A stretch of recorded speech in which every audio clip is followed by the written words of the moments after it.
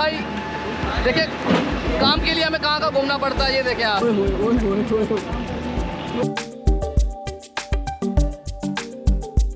यानी ये औरंगी टाउन से होता हुआ बनारस, बनारस के बाद नाज़िमाबाद, नाज़िमाबाद से बड़ा बोट से होता हुआ ये लियारी नदी में जाके गिरता है।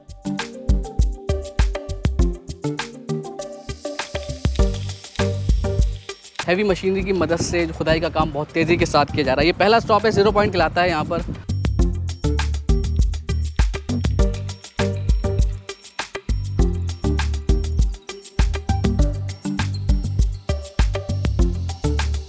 कराची के अंदर जो इंक्रोचमेंट है उसने तमाम लोगों को परेशान किया है, और ख़ुसूसी तौर पर जो नाले के अतराफ़ जो इंक्रोचमेंट थी उसकी वजह से कहीं से भी नाला गुजर रहा है तो वहाँ पर बारिशों के बाद पानी खड़े होने के मसाइल बहुत ज़्यादा थे। तो अस्सलाम वालेकुम नाज़रीन, कैसे हैं आप लोग। कराची का सबसे बड़ा नाला औरंगी टाउन नाला, ये आपको भी मालूम नहीं होगा आपके कराची का जो सबसे बड़ा नाला है वो औरंगी टाउन नाला है, गुज्जर नाला नहीं।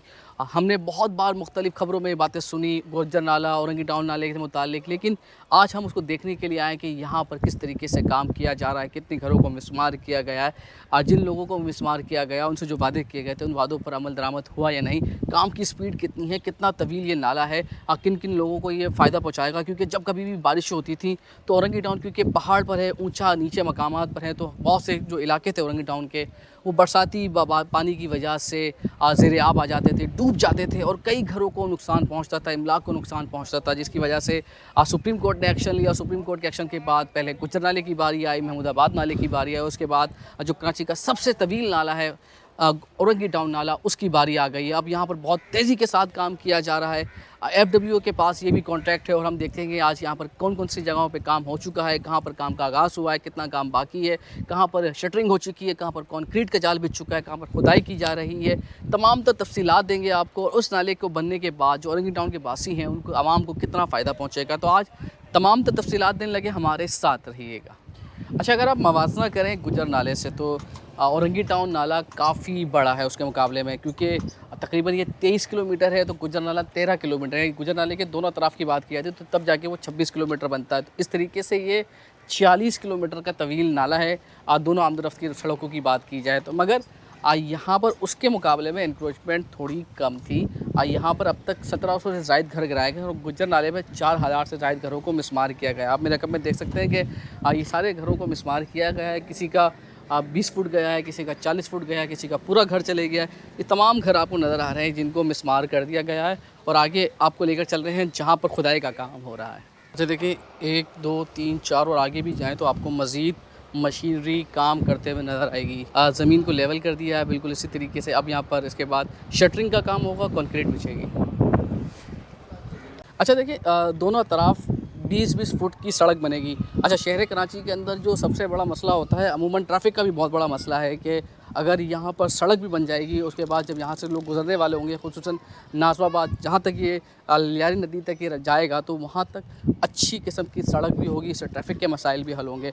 तो दोनों तरफ 20-20 फुट की सड़कें डलेंगी।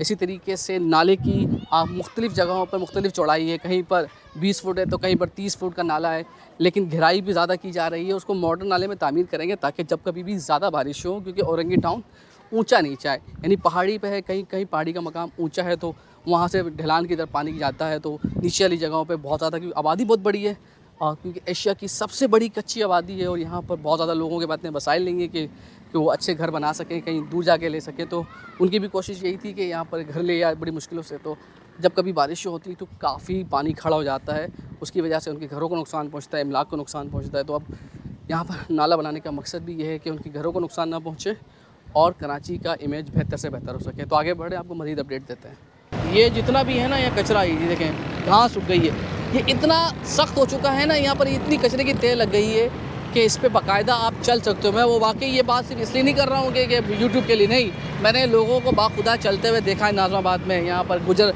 औरंगी टाउन नाले के ऊपर, क्योंकि कचरे की तह इतनी ज़्यादा हो जाती है कि यहाँ पर आराम से लोग चलते रहते हैं और आप कचरे, जब बारिश होती हैं तो जब पानी निकलने की जगह नहीं होती तो वो लोगों के घरों तक पहुँचता, उनको नुकसान पहुँचाता था।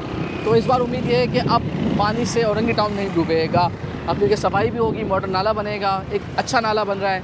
तो आपको मज़ीद अपडेट देते हैं। तो जी बहुत तेज़ी के साथ औरंगी डाउन नाले के अतराफ़ में काम चल रहा है। मुख्तलिफ मशीन से आपको नज़र आती है, शावल की मदद से कहीं खुदाई की जा रही, तो कहीं पर कंक्रीट पत्थर डाला जा रहा है। तेज़ी के साथ, बहुत तेज़ी के साथ काम हो रहा है। कराची का सबसे बड़ा नाला है तो उतनी तेज़ी दिखानी भी पड़ेगी। तो इस वक्त हम मकाम है बनारस पुल के साथ मेट्रो सिनेमा के नाम के साथ नाम से बड़ा मशहूर ये स्टॉप है, और यहाँ पर 3 मशीनें एक साथ काम कर रही हैं। पहली मशीन खुदाई करती है, वहाँ को उसको खाली करती जगह को, उसके साथ जो पत्थर हैं, जो पत्थरी जो आप कह लें कि पहाड़ों के पत्थर हैं, उनसे उनको भरा जाता है। उसके बाद फिर भराई के बाद फिर आगे काम होता है कंक्रीट का। तो तीनों को मशीनों की अपनी अपनी जिम्मेदारी है। तो हम अब एक मशीन पे अब चढ़ने वाले हैं और आपको बताएंगे कि मशीनें किस तरह से काम करती है। तो मैं जाने वाला हूँ उस मशीन पर चढ़कर आपको दिखाऊंगा। अभी पहले एक व्यू भी नज़र आएगा और आपको एक काम करने की स्पीड भी नज़र आएगी। तो हमारे साथ रहिएगा। अब मशीन पर जा रहे हैं हम। देखिए जी हम ज़रा इस पर चढ़ गए मशीन पर, आपको दिखाते हैं मशीन किस तरह से काम करती है। ये देखिए जी, ये मशीन पे हम चढ़ गए और ये मशीन से हमारे शॉर्ट, ये देखो जी, ये देखो जी, ये देखो ये मशीनरी किस तरह से काम करती है। ये देखते जाएँ, ये देखते जाएँ। ओए होए ओए होए ओए होए ओए होए ओए होए। तो देखिए जी ये हम मशीन से दिखा रहे हैं आपको, बहुत तेज़ी के साथ 3 मशीनें काम कर रही हैं यहाँ पर मुस्तकिल 3 मशीनें बहुत तेज़ी के साथ। ये देखिए एक मशीन के साथ ये यहाँ पर इनको डाला जा रहा है, ये तेज़ी के साथ मशीन घुमा रहा है मामा, वो देखो बनने जा रहा है।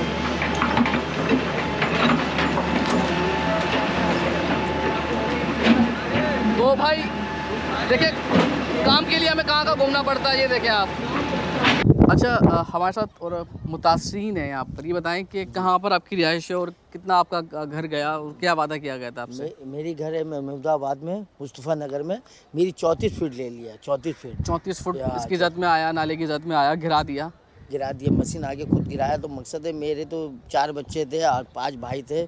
कोई मकसद रहने की जगह नहीं छोड़ा गया है।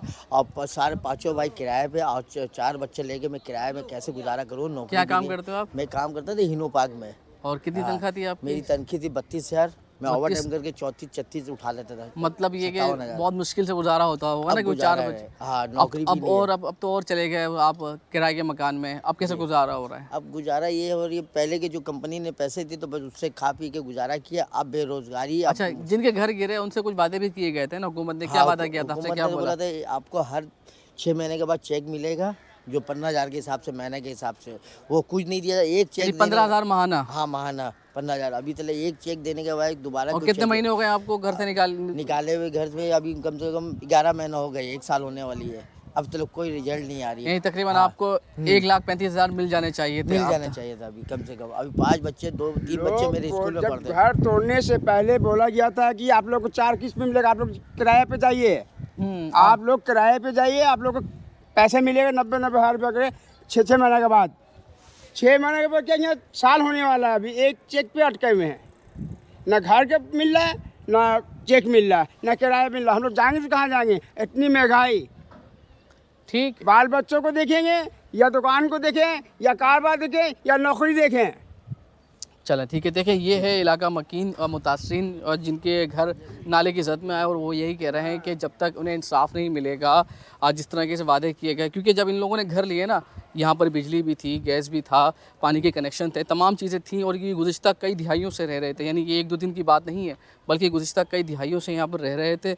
और इनका यही कहना है कि जब इन्होंने यहाँ पर घर ख़रीदे थे, उसके बाद जब घर गिराने की बारी आई तो जो सूबाई हुकूमत है उन्होंने वादा किया, इनको यकीन दहानी करवाई कि घर के बदले घर मिलेगा, और जब तक घर नहीं मिलता आपको तब तक किराए के मकान में आप रहें और आपको किराया भी दिया जाएगा। मगर बकौल इनके कि ना ही अभी तक किस्त मिली है और ना ही इनको अभी तक घर के बदले घर दिया गया। तो ये तमाम लोग सैयद मुराद अली शाह वज़ीर आला सिंध की जानिब देख रहे हैं, बिलावल साहब आपकी जानिब देख रहे हैं, और तमाम उन हुक्काम की जानिब देख रहे हैं जिनको ये समझते हैं कि जिन्होंने उनके घर गिराए। तो ये भी चाहते हैं कि कराची का भला हो। हम सब चाहते हैं घर जा कराची का भला हो। तो इस दुआ के साथ कि इनको घर मिले, कराची में पानी, बारिश के बाद जो पानी के मसाइल है वो ना हो। तो इस वीडियो को मैक्सिमम शेयर कीजिएगा यूट्यूब, फेसबुक पे। इंशाल्लाह आपसे फिर कभी मुलाकात होती है। अल्लाह हाफ़िज़।